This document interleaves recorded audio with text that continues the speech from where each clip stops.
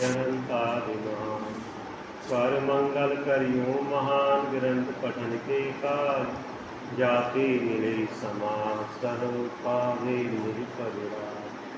श्री मोक्षा प्रकाशक जी साक्षाधिकार जैन मिथ्या दृष्टि का विवेचन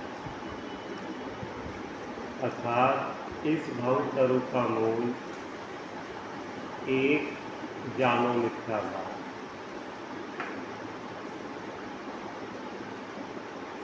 इस जीव के संसार परिवहन का मूल एक ही कारण है मिथ्या था, विपरीत मानता। ताको कर निर्मूल अब करिए मोक्ष पाओ। उस विपरीत मानता को जहाँ ये विपरीत मानता चल रही है, जहाँ ये विपरीत मानता पनप रही है, जहाँ ये विपरीत मानता को पनपने देरा पोषण कर रहा है, उस विपरीत मानता का अवलोकन करें।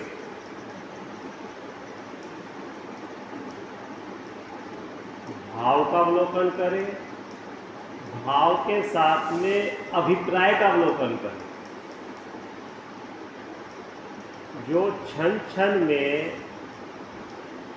कर्म के उदय से पर का निमित्त पाकर क्षण क्षण में भावों का परिवर्तन होता है, इसके पीछे अभिप्राय क्या है, इसका अवलोकन करें। अवलोकन करना भैया, देखना। एक्सरे में देखते हो ना कि वो किस पॉइंट पे क्या कमी है और वो कमी क्यों आई। तो ऐसे परिणामों को देखें, लेकिन मात्र परिणामों को ही ना देखते रहे। परिणाम उदय जनित शुभ अशुभ क्षणिक भाव, और परिणामों को जानने वाला वहाँ त्रिकालिक शुभ अशुभ भाव होते हुए शुभ अशुभ रूप नहीं होता। एक बात। दूसरी बात, परिणाम उदय जनित शुभ अशुभ हो रहे हैं, तो इन शुभ अशुभ परिणामों के पीछे आपका अभिप्राय क्या काम कर रहा है। अशुभ परिणाम हो रहे हैं तो अशुभ परिणामों को भला मान रहे हो कि बुरा मान रहे हो। भला मान रहे हो तो क्यों मान रहे हो, और शुभ परिणामों को भला मान रहे हो तो शुभ परिणामों को भला मानने के पीछे अभिप्राय क्या है। ये दोनों भाव उदय जनित आश्रय भाव है, और दोनों भावों से भगवान आत्मा को लाभ नहीं है। ठीक है ना। परिणामों को है,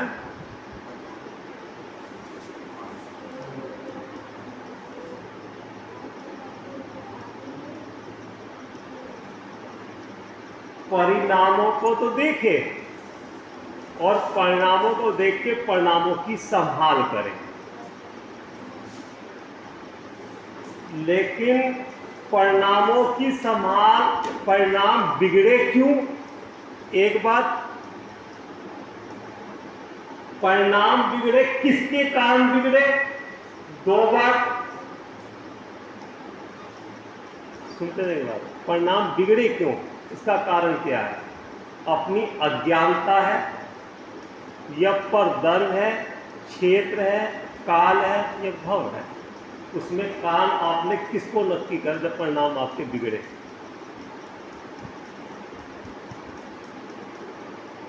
परिणामों को सुधारा, बिगड़े, उसमें कारण किसको माना, और परिणामों को सुधारा तो परिणामों को सुधारने का कारण क्या था।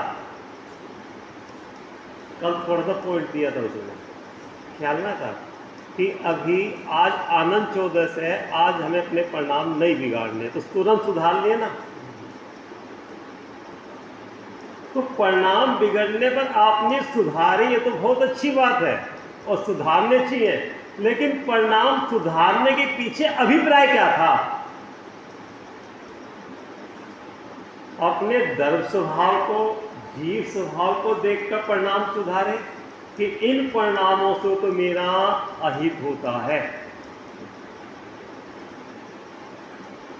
या ये सोच के परिणाम सुधारे हम बहुत धर्मात्मा हैं, हमारा समाज में बहुत नाम है, अगर हम भी परिणाम बिगाड़ेंगे तो लोग क्या करेंगे। और अब हम मुमुक्षु होकर परिणाम बिगाड़ेंगे तो बहुत पाप का बंध होगा, और पाप का बंध होगा तो नरगति में जाना पड़ेगा। तो नरगति के भय से और स्वर्गति के लोक से परिणाम को सुधारता, इसका नाम मिथ्या था। मोक्ष मार्ग का सत्य अपेक्षा क्या है, लेकिन मैं जीव तत्व हूँ, मैं जीव गर्भ हूँ, ये परिणाम मेरे लायक नहीं, इन परिणामों से तो मेरा अहित होता है। और पूर्व में मैंने अपने शुद्धात्म तत्व को भूलकर बहुत परिणाम बिगाड़े, उसका फल चतुर्गति संसार है। अब मुझे अपने परिणामों की संभाल करनी है। क्यों करने की? मैं जीव हूं, इन परिणामों से तो मेरा नुकसान होता है। परिणाम सुधारे, एक जीव तो यह है कि उसे परिणामों का होश नहीं कि परिणाम कहाँ जा रहे, क्यों बिगड़ रहे हैं। एक जीव यह है कि इसकी थोड़ी कसाई की मनता है, धर्म के कार्य में लगता। कौन से धर्म के कार्य में? जो वास्तव में धर्म है उस धर्म का नहीं मालूम, जो शुभ का धर्म, व्यवहार का धर्म है, उस धर्म में लगा हुआ है। उस धर्म में लगने पर उसका उनने स्वयं अपने अंदर में अपना कोई ओधा बना रखा, स्वयं ही ओधा समझते हो ना, कोई अपना पद, अपनी प्रतिष्ठा अपने ज्ञान में अपने आप आकर रखी है। तो वो हर समय उसकी निगाह अपनी पर्याय पर रहती है। अगर मैं ऐसी क्रिया करूंगा तो लोग क्या कहेंगे, मैं ऐसा बोलूंगा तो लोग क्या समझेंगे, ऐसा करूंगा तो पाप का बंध होगा। लेकिन मैं जीव तत्व हूं, ये मेरे लायक नहीं है, ऐसा सर्वधान ज्ञान तो नहीं है। तो सारी दृष्टि, सारा ज्ञान का जो व्यापार है वो पर्याय पे है कि दर पे है। मतलब खूब अच्छे ढंग से अवलोकन करना। धर्म की दृष्टि करने पर पर्याय की संभाल होती है, लेकिन पर्याय में बैठकर पर्याय की संभाल नहीं होती। पर्याय का ज्ञान तो होता है, लेकिन पर्याय की दृष्टि नहीं होती। भेद विज्ञानी जीव को, ज्ञानी जीव को अपनी पर्याय का ज्ञान होता है। क्या ज्ञान होता है चंद्र भाई? कि पर्याय में हमारा कितना अभी अशुद्धि है, कितनी शुद्धि है, कितनी कसाय बाकी है, कितना पांच इंद्र के प्रति विषय की में जितना राग है, उसका ज्ञान तो रहता है, लेकिन इसकी दृष्टि नहीं होती। दृष्टि किसकी होती है? ये जो ज्ञायक भाव है, जो वर्तमान में भी कर्म नो कर्म भाव कर्म से जुदा तत्व। अब निश्चय भाव से दे रहे, पर द्रव्यों से भिन्न, स्वभाव से अभिन्न, ऐसा वर्तमान में त्रिकाल शुद्ध हो। फिर पूछे देखो, पर द्रव्यों से भिन्न और अपने ज्ञान दर्शन से अभिन्न ऐसा त्रिकाल मैं शुद्ध हूं, तब तो वो दृष्टि सच्ची है। और अगर वर्तमान में आप अपने आप को कर्म नो कर्म भाव कर्म से रहित सर्वथा शुद्ध मानते, इसका नाम मिथ्या था।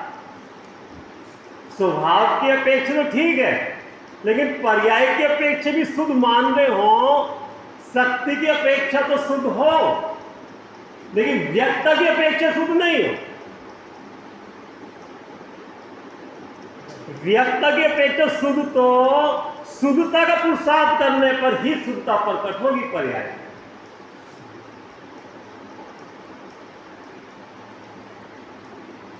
अगर वर्तमान में अपनी वस्तु में पर्याय का ज्ञान नहीं है तो पर्याय की दृष्टि है।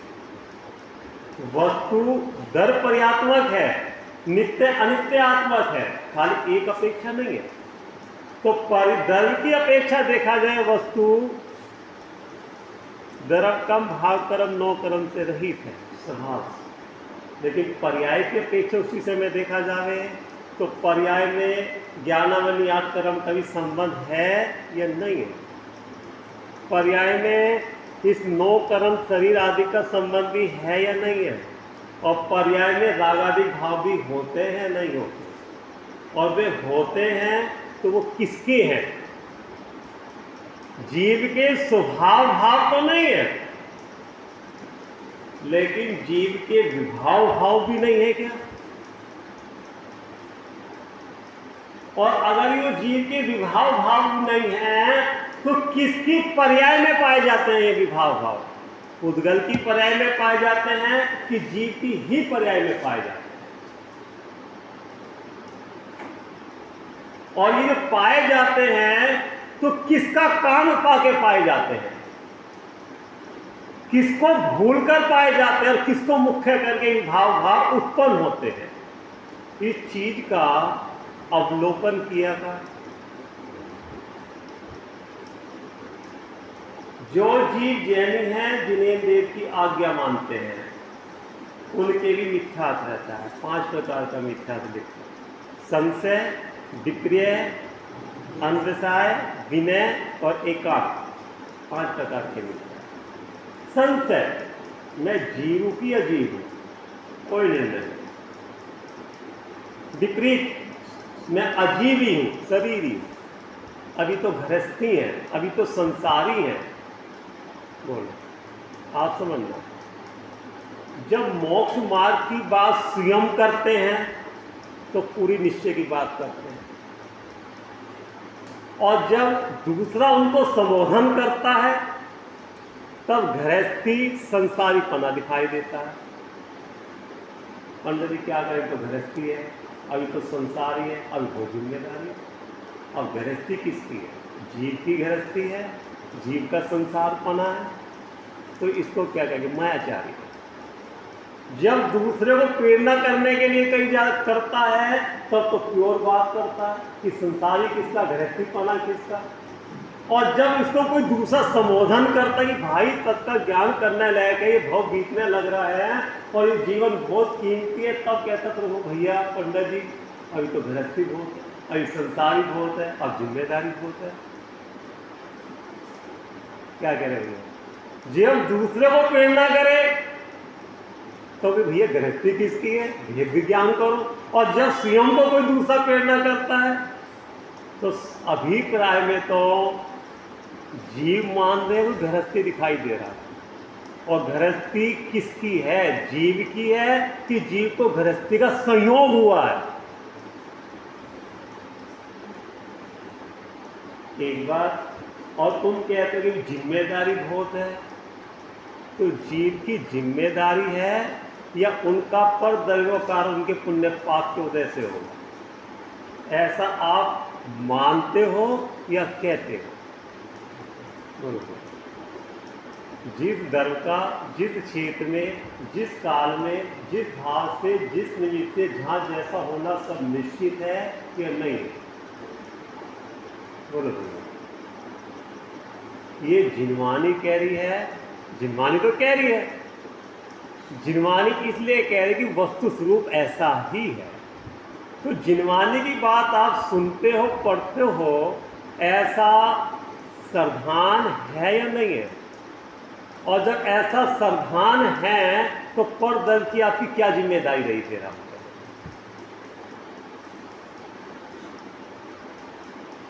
बोलो। जिम्मेदारी की ओट में समझ हमें क्या कह रहे हैं? पर दल की जिम्मेदारी की ओट में अपने संसार का पोषण करता है।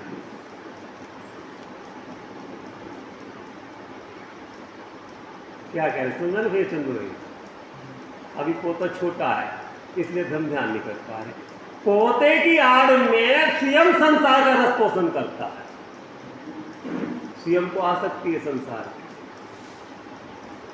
संशय, मैं जीव की अजीब नक्की नहीं करता, संशय नहीं पड़ा रहता। आप सुनिए, लौकिक काम का कोई निर्णय करना चाहो और उपयोग उसमें लगाओ ज्ञान को, निर्णय होगा नहीं होगा? लौकिक चीज का बाजार में उसको ध्यान दिया है, 2 पैसे की मिट्टी की हांडी लेने जाओ, पहले 2 पैसे की आती है और ठोक बजा के उसका पूरा देखता था, चेक करके कि भाई ये ठीक है कि नहीं। और जब उसका मूल्य बताया जाए तो ज्ञान में नक्की करता था कि मूल्य कम है कि ज़्यादा है। तो निर्णय करता था, तो निर्णय जब करता तो निर्णय होता था या नहीं होता था, या वहां भी संशय रहता था। निर्णय होता था तब तो पूरा मूल्य छुपा के वो लेके आता था वस्तु। तो यहां पे अपने अनादि में जब भगवान आत्मा का निर्णय करना चाहे तो संशय रहेगा क्या? क्या बाजार में कोई भी सामान खरीदने जा रहे हो और उन्हें 100 रुपये 200 रुपये बताए तो ज्ञान से निर्णय करोगे ना खड़े होकर वहां पे कि मूल्य ज़्यादा है नहीं है। पहले वो चेक करेगा कि ठीक है कि नहीं है, कपड़ा या कोई भी वस्तु। और जब ज्ञान में जज जाएगी, लेने लगेगी तो मूल्य देखेगा, कमती बढ़ती कराएगा।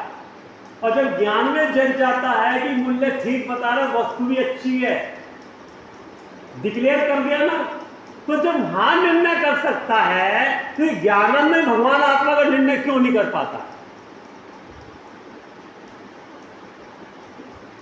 बोलो चंद्र भाई, अब जिस ज्ञान ने निर्णय वहां करा वही ज्ञान निर्णय यहां भी कर सकता नहीं कर सकता? रुचि है, रुचि नहीं। ज्ञान वो कोई और है और यहां का निर्णय करने वाला ज्ञान कोई और है। वही मति शुद्ध ज्ञान उसका निर्णय कर सकता है और वही मति शुद्ध ज्ञान अपना निर्णय भी कर सकता है। मन का विषय दो है, मूर्तिक भी और अमूर्तिक भी। जब किसी जीव को पर का लक्ष्य होता है वही मन ज्ञान के द्वारा पर का लक्ष्य निर्णय करता है। जब जीव को अपने स्वयं आत्मा का लक्ष्य होता है, हित करने का लक्ष्य होता है, तो वही ज्ञान वही मन ज्ञान के द्वारा अपने स्वरूप का निर्णय करता है। मति पूर्वक ही निर्णय होगा, अवधि ज्ञान से निर्णय होगा, मन पर्य ज्ञान से निर्णय, केवल ज्ञान से निर्णय होगा। मन मति शुद्ध ज्ञान से निर्णय होगा ना। तो मति शुद्ध के साथ में ज्ञान रखो मुख्य है। मति शुद्ध को उपाधि को हटा के ज्ञान रखो।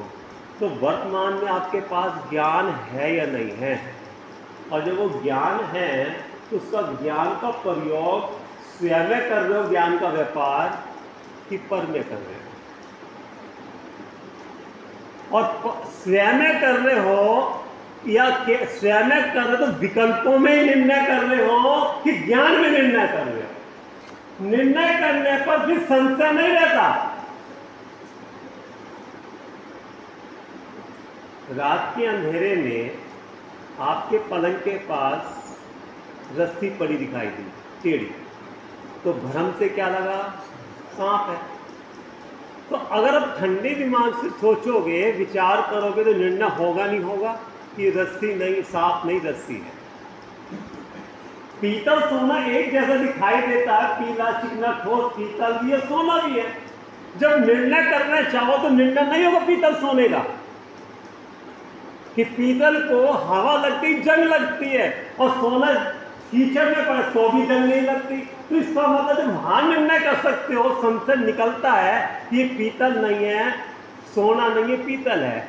ऐसे यहां निर्णय करना चाह रहे कि मैं अजीब नहीं हूं, मैं जीव हूं, तो जीव तत्व का निर्णय होगा या नहीं होगा? बोलो भैया चंद्र भाई, होगा। तो करता क्यों नहीं? होगा तो सही, करता क्यों नहीं? हम आपसे करता क्यों नहीं? जब वहां कर सकता है तो यहां क्यों नहीं कर सकता? संशय की बात करना। संशय कब तक बना के रखोगे? आपने दवाई दी रोगी को और वो दवाई जाके संशय करता रहे कि दवाई खाऊं नहीं खाऊं, दवाई खाऊं नहीं खाई, रोग ठीक होगा नहीं होगा, तो बोलो उसका रोग ठीक हो जाएगा? बोलो अगर मैं ऐसा हो गया तो दवाई खाने से तो उसका रोग ठीक हो जाएगा। तो यहां निर्णय करने में अपना उपयोग क्यों नहीं लगाता? जरूरत नहीं है। क्या कहा? जरूरत नहीं है। जरूरत हो, कितनी जरूरत भैया? अभी चाहिए, अभी चाहिए। और अभी चाहिए और उस चीज़ के लिए निर्णय करना चाह रहे हैं तो वो निर्णय उसी समय होगा कि अगले दिन 2 दिन के बाद होगा। जो भी काम हाथ में लो आप ऑफिस का, और उसमें आपको निर्णय करके फाइल चेक करके देनी पड़े कि 1 घंटे में देनी है, तो वो लोग करके दोगे नक्की। अनंत जन्म मरण अगर आपको दिखाई दे रहे हो तो कि मेरा जीव अनादिकाल से अनंत जन्म मरण में दुर्गति को प्राप्त हो रहा है, क्या कहने लग रही है दुर्गति? जब प्रतिकूल संयोग होते हैं ना, प्रतिकूल संयोग समझते हैं ना, अपने परिवार में प्रतिकूल संयोग मिलते हैं जो अपने ऊपर अपना बस नहीं चलने देते, अपनी नहीं चलने देते, उस समय जीव की दुर्गति कितनी होती है आप उनका। हर समय टेंशन, घर ऐसा हो जाता है विकल्प जैसे नरक का मोह। उस जीव की उस समय दुर्गति देखो कि जीव को अज्ञान से कितनी दुर्गति को प्राप्त। अब ही जरूरत क्यों नहीं लग रही? प्राप्त संयोग प्राप्त सामग्री में संतुष्ट है। क्या कह रहे हैं? क्या कहा? आपके शरीर में कोई पीड़ा है और बाहर में सारी अनुकूलता है, आपको हर चीज की साता है, तो वर्तमान की वो थोड़ी पीड़ा नहीं दिखाती। प्राप्त संयोग कौन से प्राप्त संयोग? बिल्कुल अनुकूल, जैसा चाहे वैसा। और प्राप्त सामग्री विषय भोगों की साता का उदय, यश प्रकृति का उदय, कसाई की मनता, उस जीव में इतना संतुष्ट रहता है कि हम तो ठीक हैं कि बीमारी मिथ्यात्व की बीमारी अंदर में पल रही है। और जिसमें ठीकपना माना, वो ठीकपना कब तक रहेगा? ये साता का उदय कब तक रहेगा? साता की अनुकूल सामग्री कब तक रहेगी? शाश्वत है कि विनाशिक है? अनित्य है कि नित्य है? कर्म के अधीन है कि स्वाभाविक है? मैं तो इस सब में अपने को भूलकर प्राप्त संयोग प्राप्त सामग्री में संतुष्ट होकर ये भूल गया था इन सब की स्थिति कब तक है। बोलो ये चलिए, ये शरीर की अनुकूलता कब तक रहेगी? ऐसा स्वास्थ्य का ये भार में अनुकूल प्रयोग कब तक रहेंगे? जब तक साता कर्म का उदय है। ये सारी अनुकूल सामग्री कब तक रहेगा? जब तक साता कर्म का उदय है। और साता कर्म कब तक रहेगा उसका कोई भरोसा नहीं। अब जैसे कहने साता कर्म जब तक रहेगा, जब तक जिनेंद्र के आपके हृदय में जिनेंद्र के प्रति श्रद्धा भक्ति है, तब तक साता कर्म हो जाएगा। और जिनेंद्र के प्रति आपके हृदय में श्रद्धा भक्ति नाम मात्र की है, छलावा है। क्या है? संशय संशय संशय संशय को बना के रखता है। विपरीतपना, शरीर गृहस्थी हूं, संसारी हूं, अभी रोगी हूं, पर्याय में जो भी अवस्था होती है रोग की, ठीकपने की, साहूकार की, शैतानी की, रानी की, उसी में उसी अवस्था को शाश्वत मानकर उसमें जीता रहता है। ये है विपरीतपना। आप डॉक्टर हो, ये इंजीनियर है। अब मैं डॉक्टर हूं तो डॉक्टर कब तक रहोगे? निरोगी हूं, मैं स्वास्थ्य हूं, कब तक रहोगे? तो पर्याय में जो आपकी स्थिति है उसी को शाश्वत मानकर उसमें जीता रहता है। लेकिन पर्याय कब तक रहेगी? शैतानीपना, रानीपना, साहूकारपना, स्वास्थ्यपना सदाकाल रहेगा कि पलटने वाला है? विपरीतपना, विपरीत, अन्वसाय, ना जाने क्या हो। कोई डिसीजन ना जाने क्या हो। आप समझना, घने पैसे वाले जो होते हैं ना, घने पैसे वाले जिन्हें धर्म कर्म को कुछ नहीं पता, उनके सामने धर्म की बात करो तो बोलो क्या कहेंगे वो, धर्म कर्म में क्या रखा, विषय भोग मेरे अपना भोग, मैं जीव हूँ का जीव से क्या लेने देना, पुण्य हो पाप में क्या लेने देना, उन्हें कोई मतलब नहीं। अन्य मालूम नहीं हम जीव है के जीव, और इससे क्या फर्क पड़ने लग रहा है हमें, जीव हो गया जीव। एकांत, नित्य ही हूं अनित्य हूं, एक ही मानता है, जबकि वस्तु कैसी है, नित्य अनित्य आत्मा है, एक अनेक आत्मा है, दस आत्मा मिथ्यात्व है।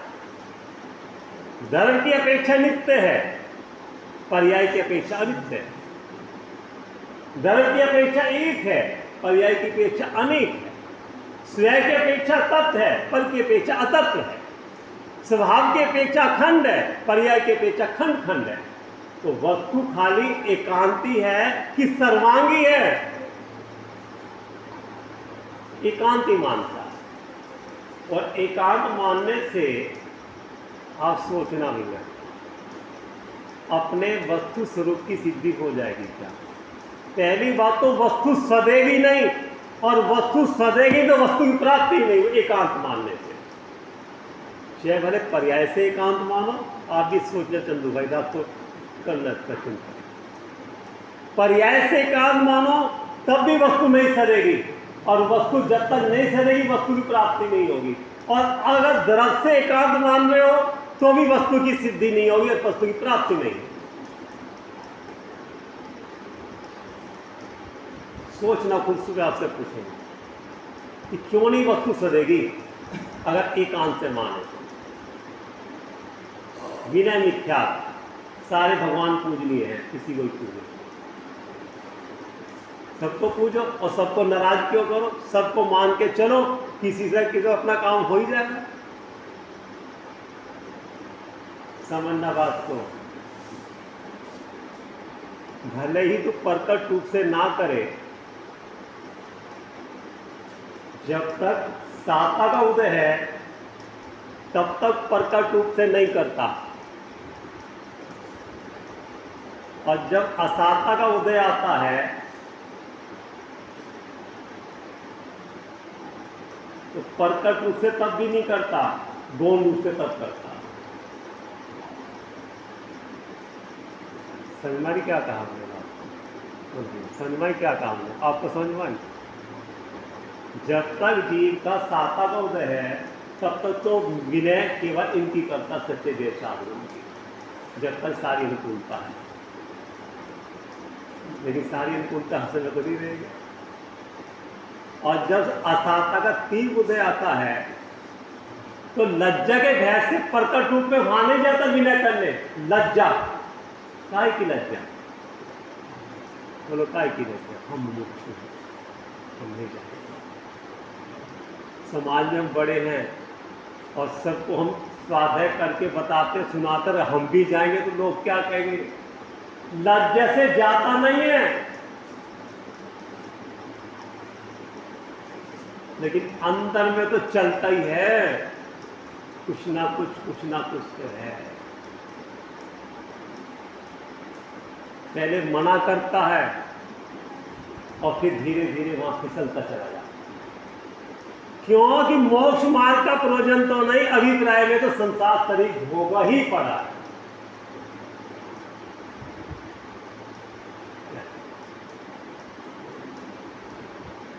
किसी रानी को दृष्टांत पद्मा नहीं होगी, बालक की उत्पत्ति नहीं हो रही लंबे समय से, तो किसी अजैन पंडित ने उससे कहा कि गांव में मंदिर है देवी का, तू जाके रात को दीपक जला और तेरा बालक हो जाएगा। समझना बात। वह रानी उस दिन, जिस दिन उनने बताया था पंडित ने, अपनी 2-3 सखी को लेके रात को चल पड़ी दीपक जलाने देवी के मंदिर में। जब वो रात को जा रही थी तो वहां जंगल में मुनिराज विराजमान थे। मुनिराज ने निमित्त ज्ञान से जान लिया देवी वहां मंदिर में जा रही है, रानी बालक के लिए। मुनिराज रात को बोलते नहीं और स्त्री से नहीं बोलते मुनिराज ये, लेकिन धर्म की रक्षा के लिए फिर उनको रात को बोलना भी पड़ता है। निमित्त ज्ञान से जाना ये रानी प्रयोजन के लिए जा रही है और इसके गर्भ में बालक आगे से मालूम नहीं है, और ये देवी के मंदिर में जाएगी, दीपक जलाएगी, बालक तो तब भी होगा। ना उसको देवी देने वाली ना भगवान देने वाले अपने, कि कोई किसी को लेता नहीं है, जो कुछ होता अपने पुण्य पाप के वजह से संयोग वियोग होता है। ऐसा सावधान तो है ही ना किसी को। मुनि राज ने रात को रानी को पूछे, रानी को कहाँ जा रही है? ये ऐसे जा रही है। तो अच्छा वापिस जा, तुझे बालक ही चाहिए ना, अपने नगर में जाके जिन मंदिर की खूब प्रतिष्ठा प्रभाव ना कर, तेरा बालक हो जाए। अब रानी को ना मंदिर से प्रयोजन ना देवी से प्रयोजन, उसको प्रयोजन तो संसार से है, मेरा संसार बना रहे। समझना भाई, मोक्ष मार्ग से कोई प्रयोजन नहीं है जब तक आत्मा का लक्ष्य नहीं होता। वापिस लौट गई अपने नगर में जाके खूब प्रतिष्ठा मंदिर बनवाए, 9 महीने बालक हो गया। बोलो किसका कहा हमने, किसने कहा, किसके द्वारा पुत्र हुआ? भगवान ने दे दिया। कोई भगवान के खुद ही पुत्र लिए 5 बाल देते थे, वो कैसे तुझे पुत्र दे देंगे? कि देवी ने दे दिया, देवियों के बालक नहीं होते। देवी बालक कैसे, खुद ही मां नहीं बन सकती है देवियां, तो तेरे को बालक कैसे देगी? वो स्वर्ग की देवी मां नहीं बन सकती है, लेकिन होश ही नहीं है, बुद्धि हो तो कहना आदमी सत्य असत्य का निर्णय करे। तो जैसे रानी को मोक्ष मार्ग से कोई प्रयोजन नहीं, ना देवी से प्रयोजन, ना वीतराग से प्रयोजन, उसे संसार से प्रयोजन है, ऐसे मिने मिथ्यात्व वाले को किसी से प्रयोजन नहीं, अपने संसार से प्रयोजन है। हमारा संसार बना रहे बस। अब मिथ्यात्व किसने देखा है? बोलो, वो देखा मिथ्यात्व, तो कहते रहो कि मिथ्यात्व बुरा, मिथ्यात्व बुरा, बस कहते रहो। बोलो भैया क्या है? मिथ्यात्व कहते रहो बुरा, मिथ्यात्व किसी ने देखा नहीं, और मिथ्यात्व तो मानो नहीं मानो रहेंगे तो संसार में पंचम काल में मोक्ष होने वाला नहीं। ऐसी अनेक बातें, ऐसी अनेक बातें उसके ज्ञान में पड़ी अभिप्राय। बोलो भैया क्या कह रहे हैं? और शादी स्वाध्याय करते रहे, शादी चिंतन करते रहे, संसार ना चलावे अपना, घर गृहस्थी नहीं चलावे अपना, सब करते हुए भी लक्ष्य किसका रहता है? बोलो भैया,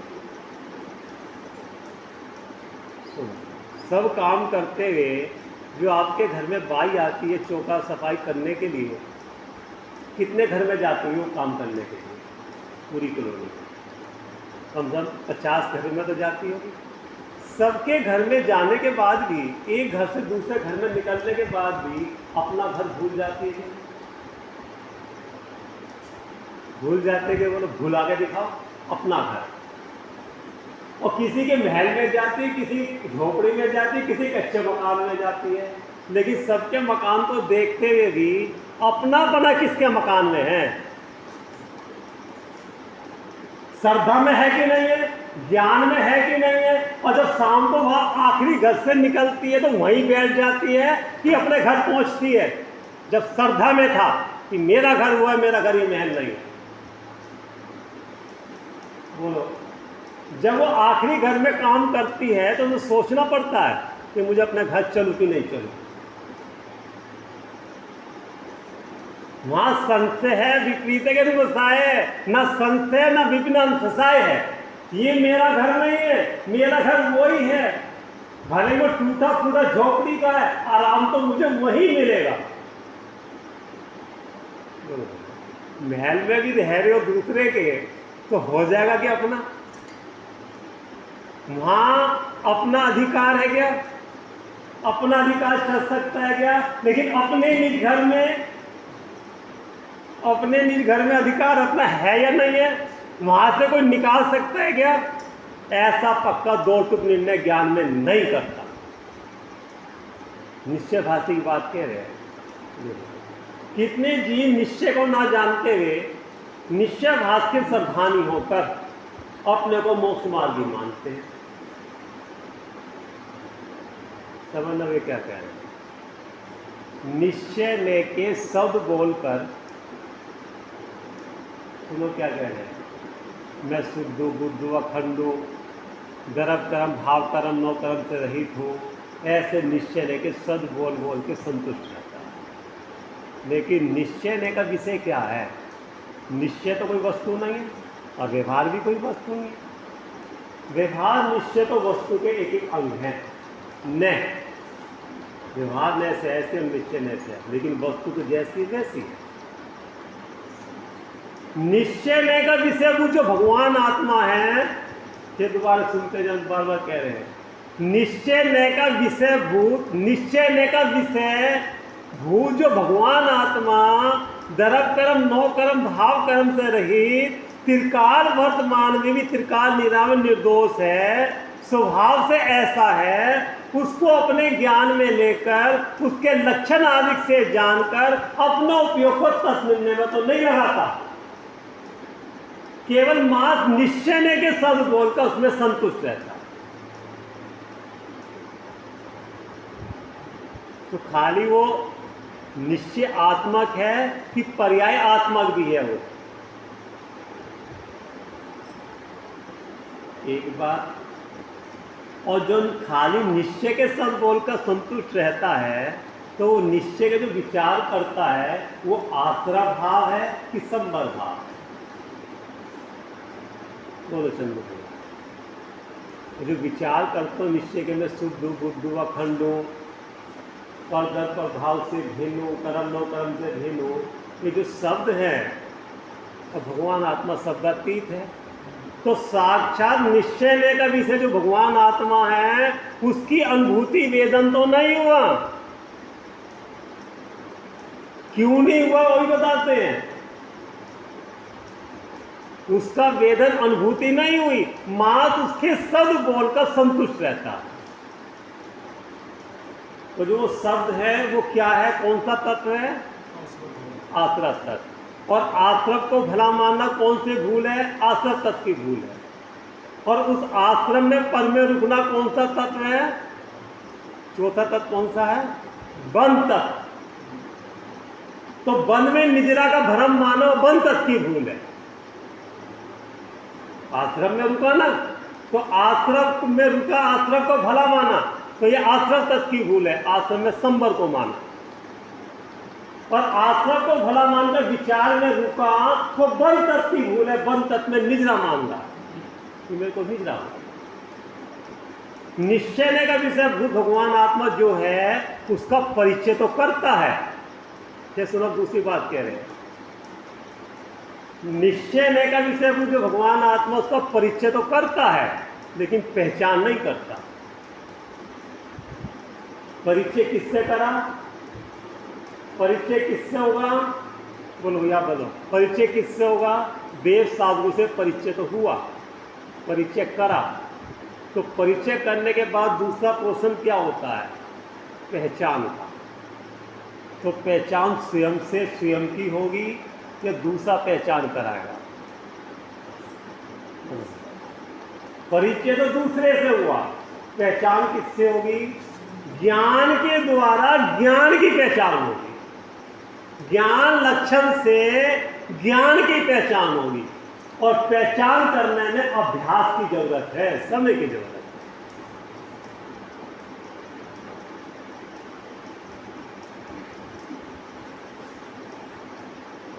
बात समझना है आपको? आपसे कह रहे, परिचय तो करा, मैं ऐसा हूँ, मैं ऐसा हूँ, इससे भिन्न, इससे भिन्न। तो जिसका परिचय करना है उसकी पहचान किए बिना प्राप्ति हो जाएगी। आपको किसी से मिलने के लिए जाना है और आपने चंदू भाई से परिचय कर लिया, ले लिया पूरा। अब परिचय करके जिस व्यक्ति से मिलने जा रहे हो उसकी लक्षण से उसकी पहचान नहीं करोगे, जो परिचय दिया उसको नहीं मिलान करोगे, तो वस्तु की प्राप्ति हो जाएगी। परिचय के गीत तो गा रहे हो कि मैं ऐसा हूं, मैं ऐसा हूं, लेकिन उस लक्षण को मिला रहे हो कि वहां पे जो लक्षण वहां पे है।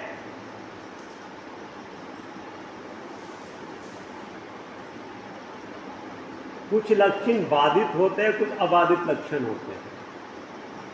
जीव का लक्षण क्या है? मूर्तिकपना है, जड़पना है, केवल ज्ञानपना है। जीव का लक्षण क्या है? कौन सा लक्षण जीव का? मूर्तिकपना है या अमूर्तिकपना है या केवल ज्ञानपना है? क्या लक्षण है जीव का? चेतन जो लक्षण उसको कहते हैं जो सर्वथा हर समय उसमें पाए जाए और वो लक्षण अन्य में ना पाए जाए, उसका लक्षण है अबाधित लक्षण। ये तो आपने परिचय कर लिया, तो परिचय कर कर उस लक्षण जहाँ पे है वहाँ पे जाके मिलाओगे, देख के मिलाओगे कि कहने से लक्षण? बोलो क्या कहें?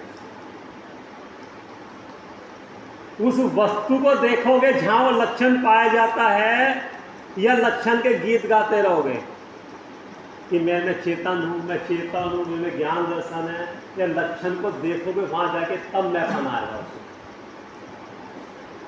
परिचय तो करता है, पहचान नहीं करता। और पहचान किए बिना प्रीति नहीं होने वाली, प्रीति के बिना प्रतीति नहीं होने वाली और प्रतीति के बिना अनुभूति नहीं होने वाली। कितने शब्द है बोलो भैया, लिख लो। पहले परिचय होगा, परिचय देव साधु कराएंगे, अन्य नहीं कराएंगे। परिचय के बाद पहचान होती है। पहचान किससे होती है? लक्षण से। और पहचान होने के बाद प्रीति प्रेम होता उससे, जो मुझे चाहिए ना वो सामने मिल रहा है, अब मिलते मेरे प्रयोजन की सिद्धि होती।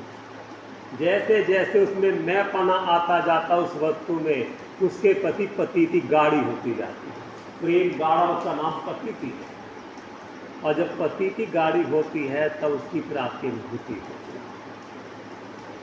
लेकिन वो निश्चयभाषी केवल निश्चय की बात करके संतुष्ट रहता है, अन्य सारे उद्यम छोड़ बैठता है।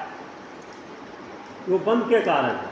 देव पूजा, उपासी, संयम, तपदान सब बंध का कांचन को छोड़ बैठता है, उनसे उदासीन हो जाता है। जबकि वो मोक्ष मार्ग की नैमित्तिक क्रिया है, सारी की सारी मोक्ष मार्ग में हस्तावलंबन है। और जिस कार्य में, जिस विचार में लग रहे हो आप, वो भी तो बंध का ही कारण है और वो भी तो है ही है।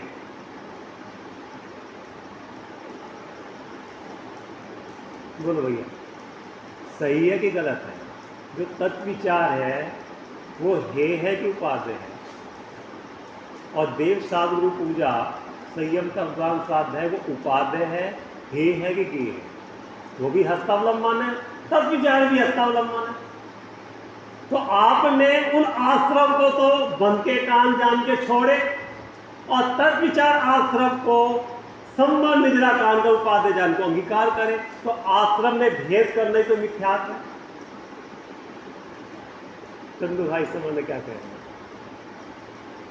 श्रद्धा में तो सारे ही आश्रम छोड़ने लायक हैं, श्रद्धा की बात कर रहे हैं। लेकिन परवर्ती में जो आश्रम मोक्ष मार्ग में साधन है, मोक्ष मार्ग को बताते हैं, वे आश्रम कथनचित उपादेय हैं। और जो मोक्ष मार्ग में आश्रम विषय भोग पर आदि सरलता है, छोड़ने लायक है। जब तक ऐसा निर्णय यथार्थ नहीं करेगा तो वस्तु सदेगी भी नहीं, और वस्तु सद वस्तु की प्राप्ति नहीं होने वाली। ऐसा वो निश्चयभाषी केवल मात्र निश्चय की बात करके संतुष्ट रहता है। विचार करने पर थोड़ी कसाई की मनता होती है, लहरें होने लगती, लहरें चलने लगती कसाई की मनता से, उसे अनुभव मानता कि मेरे को तो अनुभव होगा। क्या कहा? विचार करने से कसाई की मनता होती है, और कसाई की मनता में थोड़े लहरें उठती है ठंडी ठंडी, उसको अनुभव मानता है। कसाई की मनता का नाम तो अनुभव नहीं है, कसाई के अभाव पूर्वक अनुभव होता है। जिस समय जीव तत् का अभ्यास करते करते करते करते विशुद्धि बढ़ती जाती है, आत्मा के सन्मुख होता जाता है। आत्मा के सन्मुख होने स्वरूप का रस और गाढ़ा होता है, और गाढ़ा होता है, और गाढ़ा होता है, और गाढ़ा गाढ़ा होते होते विकल्प छूटते सहज दर्शन मोह का उपशम होके सहज तत्व की प्राप्ति अपने आप होता है। इस जीव का पुरुषार्थ तो बुद्धिपूर्वक तत्व निर्णय में अपने उपयोग को लगाना है, सात अधिकार में क्या है, सम्यक के सन्मुख मिथ्यादृष्टि आखिर में है। इस जीव का बुद्धि पर पुरुषार्थ क्या है? कर्मों का उपशम करना इसका पुरुषार्थ है, सम्यक दर्शन प्राप्त करना इसका पुरुषार्थ है।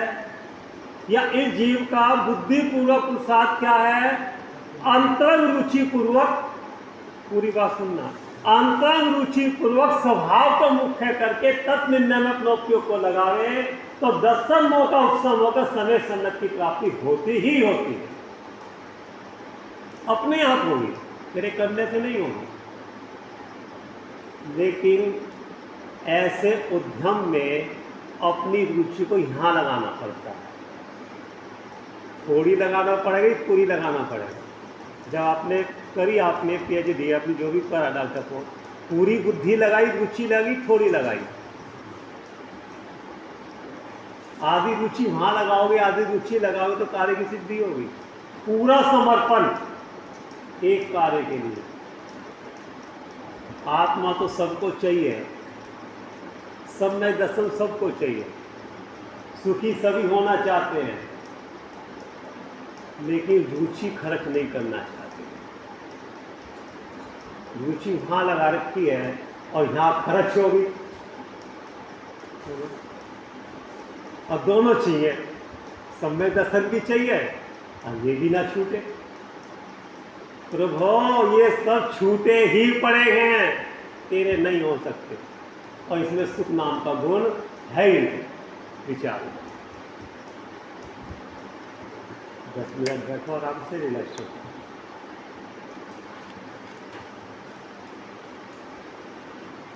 श्री ओम सुख होगा, बिल्कुल शांत होकर बैठो, 10 मिनट की बात है। सहज होकर आँख बंद करके धीरे धीरे अपने उपयोग को एकाग्र करके, अन्य कोई विकल्प न करो, आने जाने का, लेन देन का। ऐसा महसूस करो साक्षात विदेह क्षेत्र में सिमंदर भगवान विराजमान है अपने हृदय में, और भगवान की ओमकार रूपी धरनी खेलती है। धीरे धीरे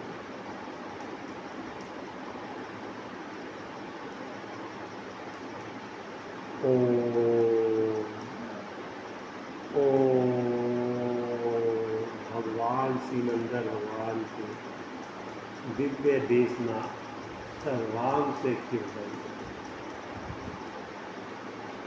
भगवान की दिव्य धरनी ऐसी मधुर मीठी है, अगर कोई भव्य जीव हो सीधे उसकी पर्याय दृष्टि छूटते भगवान की दृष्टि है। ज्ञान स्वरूप अहम, बोलो सर्वांग से, सारा सर्वांग रोमांचित हो जाए। बोलो, रुको, महसूस करो, कौन जान रहा है। धीरे धीरे तो जानने वाले को महसूस करो। आँख बंद करके अंधकार दिखाई दे रहा है, प्रकाश दिखाई दे रहा है, वो तो पुद्गल है, उसमें नहीं अटकना। विकल्प आ रहे हैं, जा रहे हैं, उसे रोकने की कोशिश नहीं करना। कौन जान रहा है उनको विकल्प? वो मैं, उस सत्ताभूत वस्तु में मैं पना करना। हे जी, तू अपना स्वरूप देख, अपना स्वरूप देख। ये काला पीला नीला तेरा स्वरूप नहीं है, ये गरीब अमीर तेरा स्वरूप नहीं है। ज्ञान दर्शन मई तत्व है, ज्ञान दर्शन मई तत्व है भाई। तू ठोस पदार्थ है, तू कमजोर नहीं है, पोला नहीं है।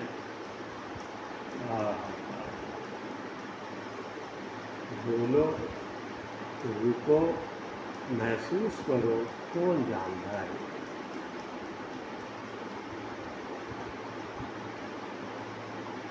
धीरे धीरे उसको महसूस करो, दृष्टि का विषय बना, उसमें मैं पना करो धीरे धीरे।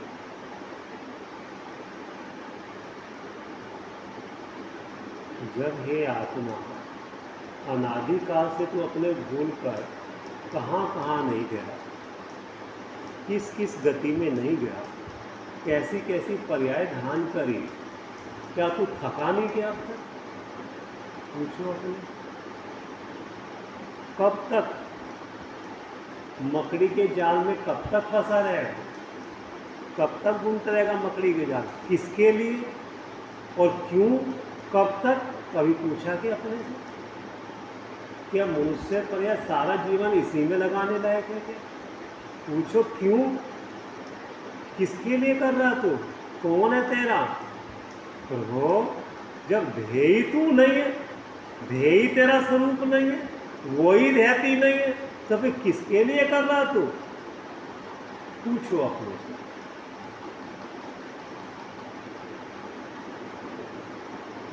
शुद्ध चिद्रूप अहम, बोलो, रुको, महसूस करो, शुद्ध चेतन स्वरूप हूँ, मेरे में अशुद्धता नहीं है।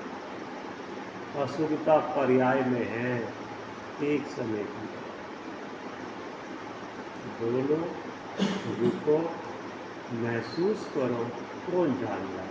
धीरे धीरे वो जाननहार में मैं पना करना, ये मैं जो इंद्रियों के पदार्थ, ये मैं नहीं। आँख, नाक, कान, ये सब मैं नहीं हूँ, ये विषय मेरे नहीं, खुदगल। धीरे धीरे जैसे दूध पानी अलग अलग है, ऐसे शरीर आत्मा अलग अलग है। जैसे दाल छिलका अलग है, ऐसे शरीर आत्मा अलग। ऐसे दृष्टांत के द्वारा अपनी महिमा कर। मिश्री में मिठास है, कभी मिश्री खट्टी नहीं होती। ऐसे आत्मा चेतन से जड़ नहीं होता, हुआ ही नहीं। अपने से बोलो, विचार करो, निर्णय करो ज्ञान से, मैं कौन हूँ, मेरा स्वरूप क्या है, इन सब से मेरा संबंध क्या है, कुटुंब परिवार कब तक का है, कब तक रहेगा। इससे पहले कौन माँ बाप थे मेरे, कौन भाई बहन थे, वो छूट गए तो ये भी छूट जाएंगे। ये कौन सा साथ रहेंगे? ये तो सब मेहमान हैं, यात्री हैं। यात्री में मैं पना नहीं करा जाता भाई। अब ये पागलपन छोड़ो, पागलपन छोड़ो।